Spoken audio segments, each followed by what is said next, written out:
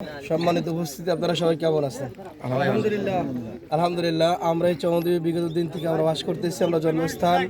কিন্তু বিগত 17 বছরে আমরা অনেক ভোগে আক্রান্ত অবস্থা আমরা চৌদ্বীপে বাস করলাম। অনেক মানুষ আমাদের উপরে নির্যাতন করছে। কিন্তু এখন দেখা যায় 5 তারিখের পরে আবার কিছু চিহ্নিত মহল তারা মাঝে মাঝে আসে এবং এই চৌদ্বীপের উপরে আমাদেরকে আবার এভাবে আমাদের উপরে নির্যাতন করে। কিছু কিছু গরিব লোক আছে, তারা এই তরমুজ দিচ্ছে, যে মানিক ভাই সহকারে অন্য অন্য লোক তাদেরকে চাঁদা চায়, বিভিন্ন হামলা দেয়, তাদের মাল লুটপাট করে নিয়ে যায়।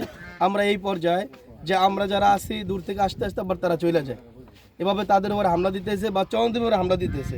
এখন তারা কিভাবে কেন দিতেছে সেইটা আমরা প্রশাসনের কাছে এবং সাংবাদিকদের কাছে, থানার যারা আছে তাদের কর্মকর্তার কাছে আমরা বিচার চাই, যাতে আমরা করে এই চৌদ্বীপ সাধারণ জনগণ আমরা সকলকে যে পরিপূর্ণ শান্তিতে বাস করতে পারি।